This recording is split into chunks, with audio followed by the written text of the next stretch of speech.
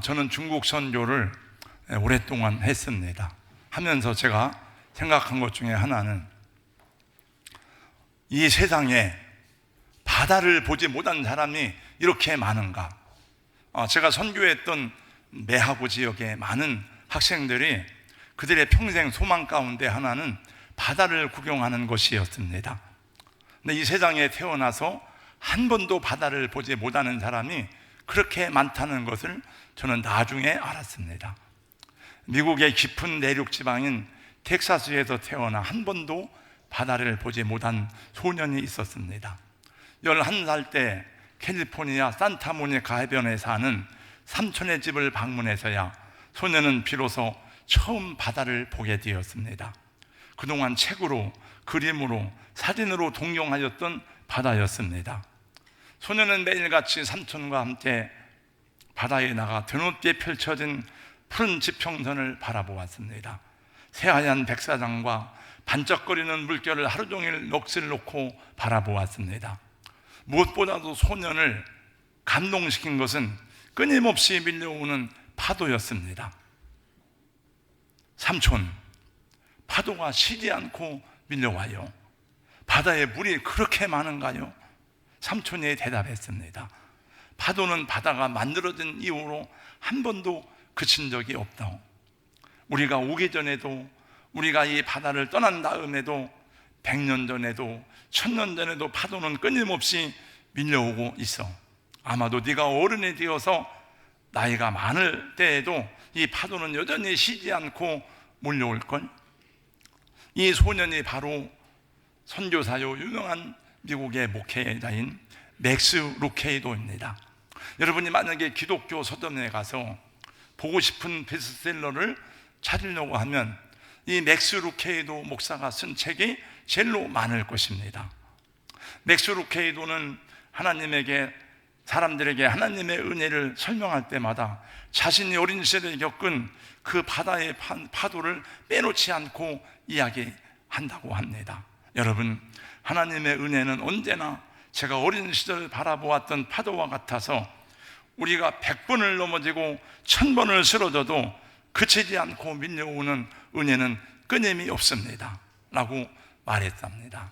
사랑하는 성도 여러분, 바다가 있기에 파도가 그치지 않는 것처럼 오늘도 하나님의 사랑과 하나님의 은혜가 끊임없이 여러분 삶에 찾아오셔서 2024년도 여러분 하나님의 은혜 가운데 강하고 담대하시기를 주님의 이름으로 축원합니다. 용기를 가지고 여러분의 삶을 도전하시기를 예수님의 이름으로 축복합니다. 예수님 부활승천하신 이후에 오순절날에 성령의 임하심은 사도들도 미처 생각지 못했던 놀라운 일이었습니다. 오순절 성령 강림 사건은 예수의 제자들만이 아니라 역사의 물결을 뒤바꿔 놓는 엄청난 일들을 일으키는 전환점이 되었습니다. 이 세상 역사에는 비교할 수 없이 크고 놀라운 일들이 많은 중에 역사의 흐름을 바꾼 일들이 많이 있는데 그 중에 한 가지도 코로나입니다.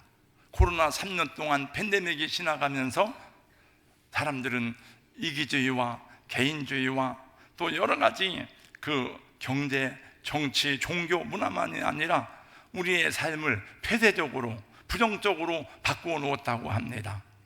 그러나 오순절 성령 강림 사건은 전 세계 모든 나라와 민족의 변화를 가져오는 긍정적이고도 새롭고 놀라운 변화였습니다. 그 역사의 한 시작이 마가의 다락방에서 일어났습니다. 예수님께서 말씀하시기를 오직 성령이 너희에게 임하시면 하신 약속의 말씀이 마가의 다락방에 모여있던 제자들에게 임하였던 것입니다.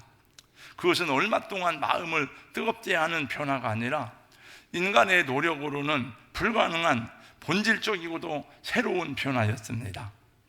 조그만 그 여종 앞에서 두려워 떨면서 예수를 부인하던 그 베드로가 아니었습니다. 방문을 걸어 잠그고 생명을 부지하기 위해서 초조하게 상황이 변하기를 기다리던 제자들의 모습이 아니었습니다. 그들은 모든 두려움과 근심을 떨쳐버리고 방문을 걷어차고 나와서 예수 그리스도의 십자가와 부활을 목이 터져라고 전하기 시작했습니다. 그래서 갑자기 예루살렘이 시끄럽게 시작했습니다. 소란하기 시작했습니다. 세상에 뭐 이상한 기운이 돌기 시작했습니다. 근데 무엇이 그들을 이렇게 새로운 사람으로 만들었습니까? 무엇이 그들로 하여금 두려움 없이 담대한 사람들이 되게 하였습니까? 그것은 다름 아닌 성령님의 능력이었고 성령의 오심이었습니다. 주님은 일찍이 성령의 오심에 대해서 예언하시면서 이렇게 말씀했습니다. 내가 너희를 고아와 같이 버려두지 아니하고 너희에게로 오리라. 요한복음 14장, 15장, 16장 말씀은 성령에 대한 약속으로 집중되어져 있음을 보게 됩니다. 내가 아버지께로부터 너희에게 보낼 보혜사 곧 아버지께로서 나오시는 진리의 성령이 오실 때에 그가 나를 증거할 것이다. 너희도 처음부터 나와 함께 있었으므로 나를 증거할 것이라고 예수님이 말씀하셨습니다. 그렇습니다. 이날 이 사건 이후로 예수님께로 돌아온 사람들이 하루에 3,000명이 되었습니다. 그러니까 날마다 믿는 사람이 더하더니 사도행전 4장 4절 말씀해 보니까 남자만 5,000명이 되었습니다. 그러니까 이 아이들하고 여성들을 빼고 남자만 5,000명이니까 얼마나 많은 사람들이 예수님을 믿었는지 모릅니다. 그러나 이 하나님의 행하시는 이 복음의 기쁜 일을 싫어하고 두려워하는 사람들이 있었습니다. 그 사람들은 다름이 아니라 유대의 종교 지도자들이었습니다. 그들은 대제사장들, 장로들, 서기관들이었습니다. 이 사람들은 제사장이라는 직분은 가졌지만은 장로라고 하는 직분은 있지만은 사실은 신앙인들이라고 말하기보다는 정치적인 사람들이었어요. 왜냐하면 그 상황이 사내들인 공회의원이었기 때문에 그렇습니다. 그리고 이 사람들이 예수를 십자가에 잡아 죽인 사람들입니다. 이 사람들이 모든 것을 모의하고 다 모든 것을 꾸미고 그리고 로마의 법에 의해서 예수를 십자가에 죽게 하였던 것입니다. 그런데 예수가 부활했다고 합니다. 예수를 따르는 사람들이 점점 늘어나기 시작했습니다. 그래서 두려움이 왔고 걱정이 되었습니다. 오늘 사도행전 4장 말씀해 보니까 사도들을 붙잡아다가 위협을 가했습니다. 너희들이 무슨 권세로 이런 일을 하느냐? 무슨 누구의 이름으로 이런 일을 하느냐? 그런데 베드로와 요한의 대답은 유대의 종교 지도자들을 놀라고 당혹하게 하였습니다. 왜냐하면 유대의 종교 지도자들이 바라볼 때에 베드로와 요한은 갈릴리에서 고기를 잡는 공부를 많이 못한 그런 무식한 사람들입니다. 근데 그 사람들이 답변하는 걸 보니까 너무나 논리적이고 질서 있고 그렇게 말을 잘할 줄을 생각을 못했습니다. 사리가 분명하게 이야기를 했습니다. 그들이 반박할 수 없었던 이유 가운데 하나는 사도들이 말을 논리적으로 하는 것만이 아니고 예수의 이름으로 병 나은 사람들이 실제로 그들 주위에 많이 있었다고 하는 것입니다. 그래서 그들은 반박할 말을 잃어버리고 그 종교 지도자들은 두려움과 걱정 가운데 사도들을 잠깐 놔두고 모여서 다시 회의를 했습니다. 야, 이게 어떻게 하면 좋을까? 앞으로 더 많이 이 예수가 퍼질 텐데 어떻게 할까? 15절 이하의 말씀에 보니까 그들이 명하여 공회에서 나가라 하고 의논하면서 이 사람들을 어떻게 하면 좋을까? 그러니까 이 사람들의 직분이 제사장이고 장로고 서기관이지만은 그들은 하나님의 나라, 하나님의 뜻에는 별로 관심이 없습니다. 그들의 거의 모든 관심은 자기들의 기득권을 지키는 것이었습니다. 근데 그들은 이런 결론을 내렸습니다. 18절 말씀입니다. 우리가 너희를 풀어줄 테니까 절대로 예수의 이름으로 말하지도 말아라, 가르치지도 말아라. 그리고 경고하고 위협하였습니다. 그때 여러분 제자들이 하는 말을 들어보세요. 사도행전 4장 19절 20절입니다. 한번 같이 여러분 앞에 보시고 한번 읽겠습니다. 이 제자들이 하는 말입니다. 다 같이 읽습니다. 시작. 베드로와 요한이 대답하여 가로되 하나님 앞에서 너희 말 듣는 것이 하나님 말씀 듣는 것보다 옳은가 판단하라. 우리는 보고 들은 것을 말하지 아니할 수 없다 하니. 당신들이 한번 생각해 보세요. 하나님 말씀을 듣는 것하고 당신들 말 듣는 것하고 무엇이 옳은지 생각해 보세요. 그들이 이렇게 담대하게 이 모든 위협과 협박을 주려고 하는 까닭은 무엇입니까? 다른 이유가 없습니다. 성령을 받았기 때문입니다. 성경은 그들이 성령의 충만함을 받았다고 말씀해 주고 있습니다. 우리 사랑하는 성도 여러분, 이 은혜가 저와 여러분에게 충만하기를 예수 이름으로 축원합니다. 이미 여러분들은 거의 여기 있는 대부분의 성도님들은 성령 받은 사람들이에요. 우리가 성령을 받고 예수님을 고백하고 구원받고 세례를 받았습니다. 그러나 성령 충만의 사건은 다른 얘기입니다. 우리가 한때는 성령에 충만했지만 지금은 성령이 많이 소멸되고 성령의 은혜를 잃어버린 분들이 많이 있는데, 다시 여러분 성령 충만을 회복할 수 있기를 예수님 이름으로 권면하고 축복합니다. 성령 받은 사람은 막을 수가 없습니다. 하나님의 성령을 받은 사람을 누가 어떻게 막겠습니까, 여러분? 대일본 제국의 현황의 신하들이 칼과 권력으로 사람들을 신사 앞에 경배하게 하고 엎드리게 하였습니다. 많은 권세자들이 가서 무릎을 꿇고 일본의 신사 앞에 절을 하고 동방요배를 하였습니다. 그러나 일본의 경찰도 어떤 권력도 꺾을 수 없는 사람이 많이 있는 중에 일본 경찰서장도 그 여성, 연약한 여성 앞에 서기만 하면 작아지는 거예요. 그 여자는 바로 안희숙 여사입니다.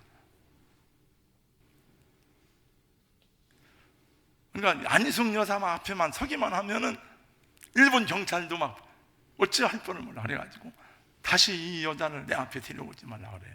그래서는 안희숙 여사가 쓴 책은 다 읽어봤습니다. 왜냐하면 재미가 있고 은혜가 돼요. 그래서 정말 하나님의 사람들은 대단하다. 여러분, 종교 재판을 받기 위해서 보름스로 가던 마르틴 루터는 이렇게 말하고 떠났습니다. 만약 보르스 법정 지붕의 기왓장만큼이나 그곳에 많은 마귀들이 있다고 할지라도 나는 보름스로 간다. 사도행전 4장의 초대교회의 첫 번째 위기는 지나갔습니다. 그러나 그것은 끝난 것이 아닙니다. 앞으로 다가올 거대하고도 연속적인 박해의 시작일 뿐입니다. 사도들도 이것을 잘 알고 있었습니다. 그러므로 그들은 이 승리에 도취되지 않았습니다. 그들은 다음에 다가올 더 큰 박해를 대비해서 영적으로 준비하지 않으면 안 되었습니다. 그래서 사도들은 풀려나자마자 성도들이 있는 교회로 달려갔습니다. 그리고 이 모든 사실들을 성도들에게 다 말했습니다. 오늘 읽은 본문의 말씀은 이제 이 지금까지의 과정입니다. 성도들이 사도들의 말을 듣고 이 위기에 대처하기 위해서 그들은 더 큰 하나님의 은혜와 능력이 필요했습니다.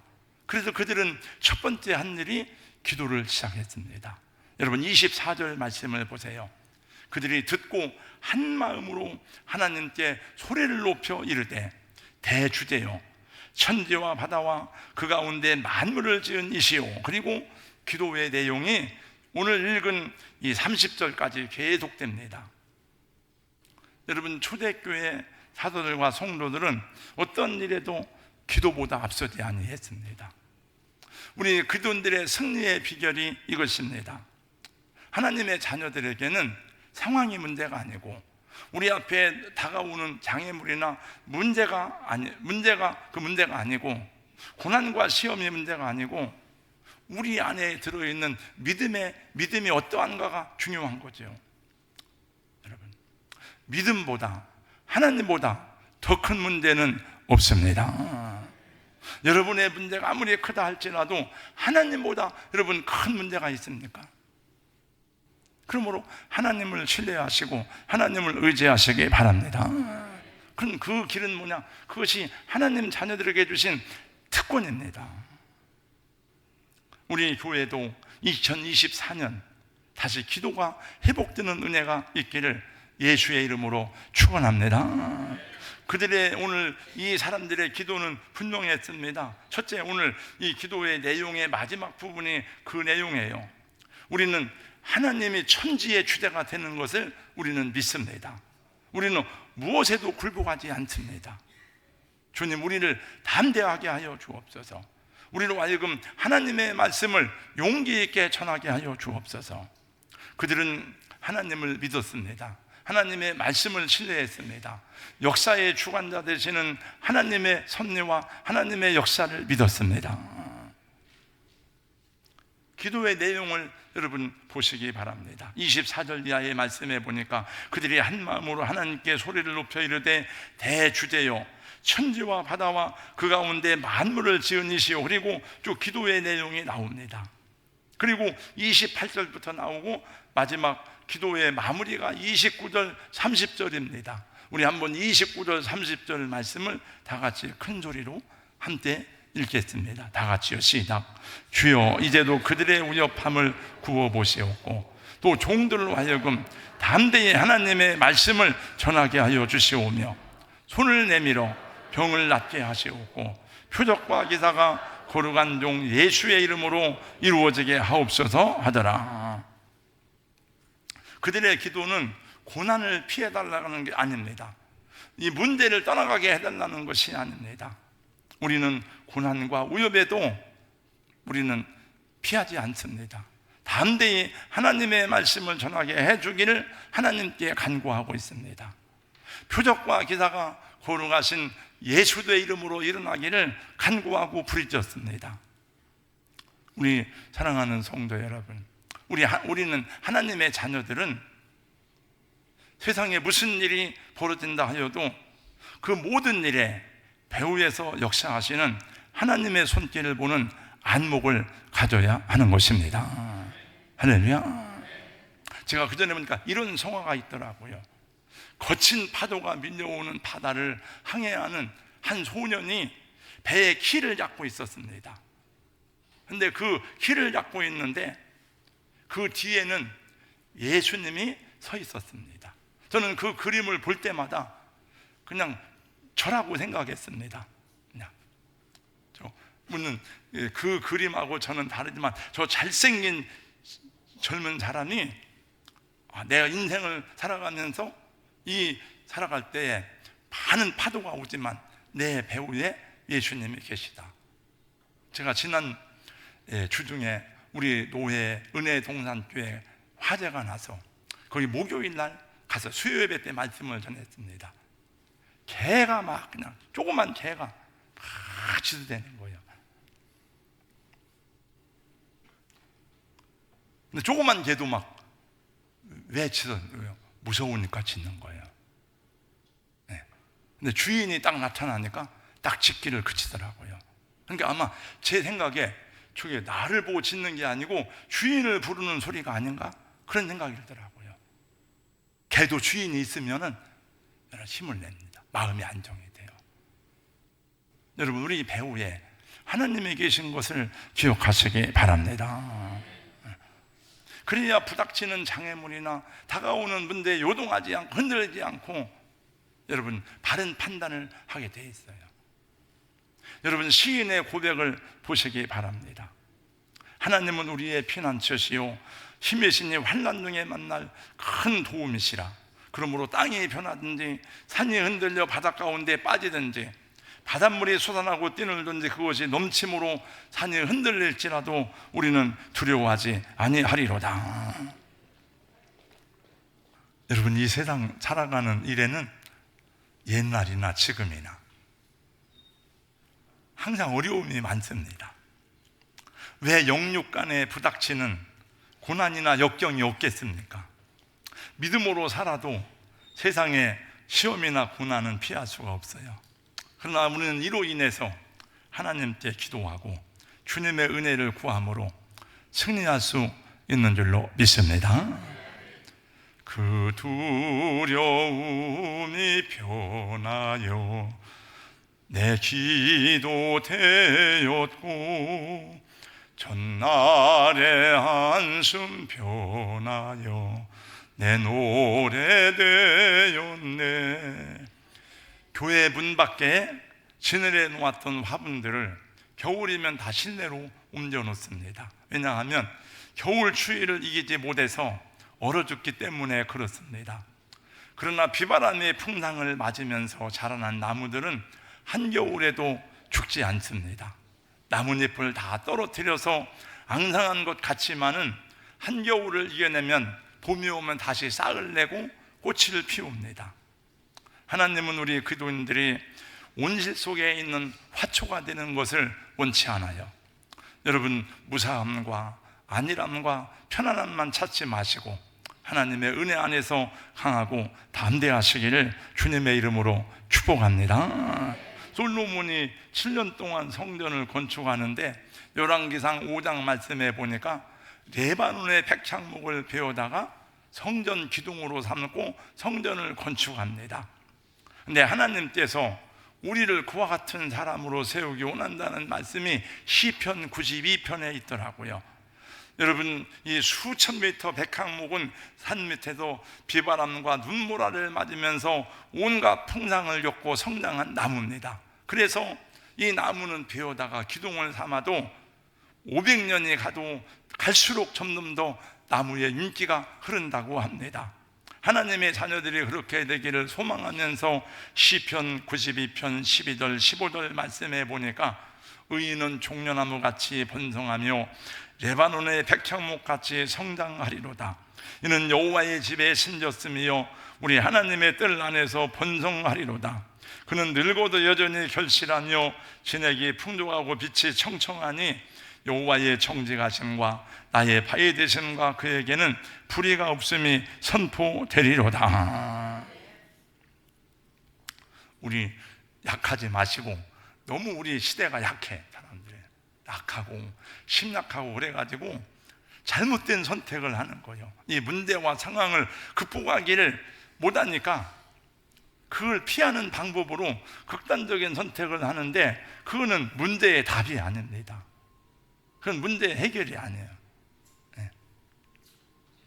우리 믿음의 성도들에게 주어진 축복 가운데 하나는 하나님이 기도할 특권을 주셨다는 것이죠. 여러분, 약함 중에도, 혹시 어려움 중에도, 고난 중에도 불러 기도할 하나님 아버지가 계심을 감사하고 여러분 하나님께 구하고 기도하는 일에 여러분 마음과 생각과 뜻을 드리기를 주님의 이름으로 축복합니다. 예수님도 말씀했습니다. 구하라, 그러면 주실 것이다. 찾으라, 두드리라, 열릴 것이다. 찾아낼 것이다. 기도는 우리의 안시 빛으로 인도하리. 앞이 캄캄할 때 기도 잊지 마세요. 어려운 시험 당할 때 기도했나요? 다 같이요. 주가 함께 당하시면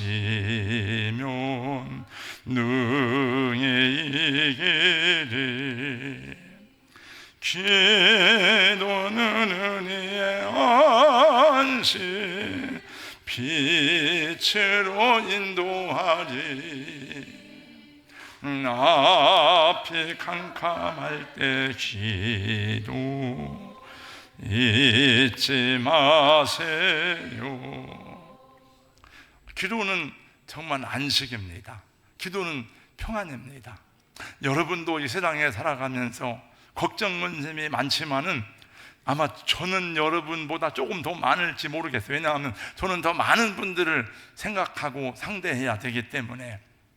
그러나 저에게 큰 근심이 있어도 또 어려운 문제가 있어도 엎드려 기도하는 시간만큼은 안식이고 평안입니다. 어떤 책에 보니까 이런 말이 있더라고요. 성경 공부 열심히 하세요. 성경 공부 많이 하세요. 단지 기도만 못하게 할 수 있다면. 여러분, 사탄의 말이죠. 성령 충만하면 사람을 두려워하지 않습니다. 조금 가난하다고 비굴해지지 않습니다. 조금 약하다고 여러분 비겁해지지 않습니다. 걱정 근심하고 한숨 쉬는 대신에 감사하며 찬양합니다.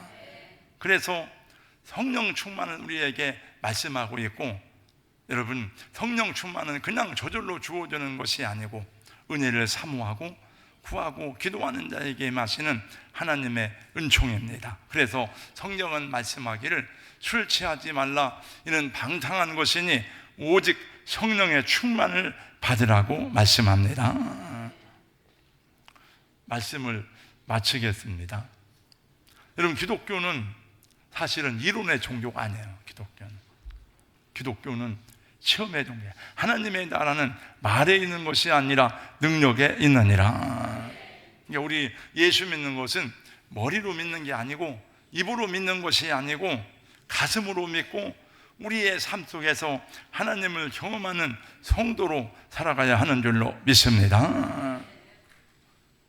여러분, 왜 오늘 또 여기 기도의 제목 가운데 보니까 표적과 기사가 예수의 이름으로 이루어지기를 간구했는데, 여러분 왜 요즘에는 표적이 안 나타나고, 왜 기적이 안 나타나고, 왜 능력이 안 나타납니까?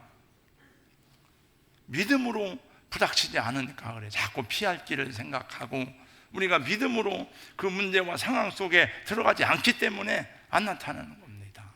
여러분, 홍해가 갈라지는 것, 요단강이 갈라지는 것, 여리고성이 갈라지는, 그냥 가만히 있는데 하는 게 아니고 그 상황 속으로 들어가서 하나님께 구하고 믿음으로 행해야 하나님이 역사하시는 것입니다. 2024년에 바다의 파도가 쉬지 않고 밀려오는 것처럼 하나님의 은혜와 사랑이 여러분 삶 속에 복되게 임하기를 주님의 이름으로 축원합니다. 초대교회의 경험이 2024년 우리들의 경험이 되고, 이 믿음과 경험들을 통해서 주실 주님의 크신 은혜가 여러분은 삶 속에 우리 교회에 아름답게 임하는 것을 경험하는 한 해가 될 수 있기를 예수님 이름으로 축원합니다.